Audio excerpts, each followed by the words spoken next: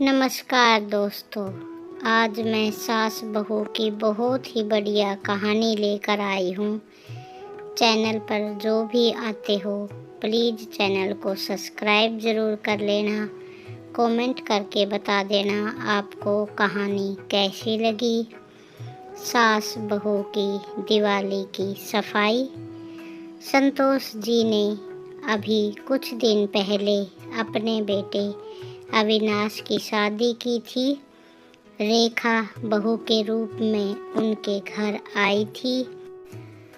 संतोष जी घर की साफ सफाई का बहुत ध्यान रखती थी। वह घर को बहुत अच्छी तरह संभालती थी। एक दिन संतोष जी ने अपनी बहू रेखा को बुलाया। रेखा, कल तुमने रसोई में बर्तन साफ नहीं किए। रात के समय झूठे बर्तन छोड़ना अच्छी बात नहीं है। रेखा, माँ जी आपको पता है ना, कल इनके दोस्त खाने पर आए थे। इतना सारा खाना बनाते बनाते मैं इतना थक गई थी कि खाना खाकर सीधे सोने चली गई थी। संतोष, अगर ऐसा था तो मुझसे कह देती, मैं बर्तन साफ कर देती। रेखा, वहाँ मेहमानों के सामने आपसे कहती बर्तन साफ करने को तो सबके सामने मेरी क्या इज्जत रह जाती। यह तो आपको खुद ही देख लेना चाहिए था। बहू का उल्टा जवाब सुनकर संतोष जी चुप रह गई। इसी तरह समय बीत रहा था।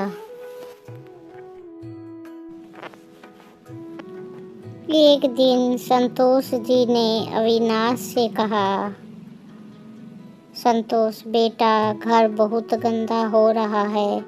क्यों न दिवाली से पहले हम घर में रंग रोगन करवा लें।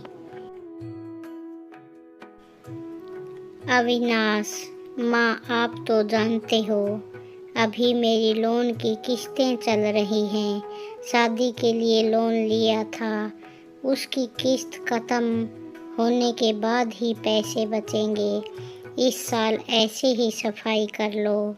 दिवाली से कुछ दिन पहले संतोष जी ने रेखा से कहा, संतोष, रेखा, इस बार हम दोनों को ही दिवाली की सफाई करनी है। रोज घर का काम खत्म करने के बाद थोड़ी थोड़ी सफाई कर लेंगे।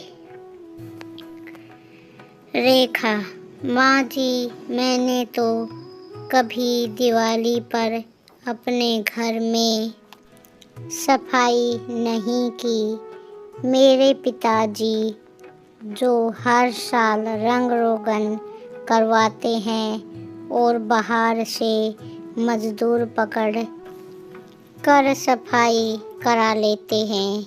आप भी मजदूर पकड़ लाइए। संतोष, मुझे पता है ना, अविनाश के सर पर कर्ज है, वह बेचारा कहाँ से लाएगा इतना पैसा। चल हम दोनों ही सफाई कर लेते हैं। रेखा, माँ जी, मुझे तो धूल मिट्टी बर्दाश्त ही नहीं होती। संतोष, यह बहुत अच्छा बहाना बनाना तो कोई तुमसे सीखे। मेरा हुक्म है, आज से सफाई शुरू होगी। हार कर रेखा संतोष जी के साथ सफाई शुरू कर देती है। संतोष जी एक कमरे की सफाई खुद करती हैं और रेखा को दूसरे कमरे में भेज देती हैं। रेखा कमरा अंदर से बंद करके बेड पर बैठकर फोन पर बातें करने लगती है। बात करते करते समय का पता ही नहीं चलता और वह सो जाती है। कुछ देर बाद संतोष जी दरवाज़ा खटखटाती है। संतोष, बहू, ओ बहू, कहाँ है? कहीं सफाई के चक्कर में गिर तो नहीं पड़ी। काफ़ी देर बाद रेखा दरवाज़ा खोलती है। संतोष, तू सो रही थी, सफाई नहीं की तुमने? रेखा, नहीं माँ जी, मैंने आपसे कहा था मुझे धूल बर्दाश्त नहीं है। मैंने जैसे ही सफाई शुरू की, मेरी नाक में धूल गई और मैं बेहोश हो गई। अभी आपने दरवाज़ा खटखटाया तो मुझे होश आया। संतोष, रेखा, ये काम चोरी मैं खूब समझती हूँ। जरा सी धूल से कोई बेहोश नहीं हो जाता। अच्छा सुन, मैंने दूसरे कमरे की सफाई कर दी है, तू उसमें पोछा लगा दे। रेखा की चोरी पकड़ी गई। वह चुपचाप पोछा लगाने चली जाती है।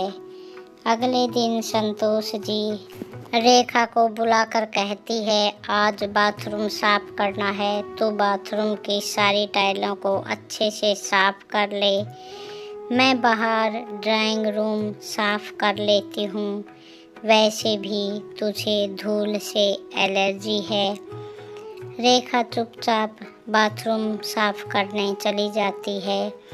कुछ देर बाद रेखा फर्श पर साबुन का पानी गिरा कर लेट जाती है और ज़ोर से चिल्लाने लगती है। रेखा, माँ जी, मैं गिर गई हूँ, मुझे बचाओ। संतोष जी जाकर देखती हैं, रेखा फर्श पर पड़ी थी।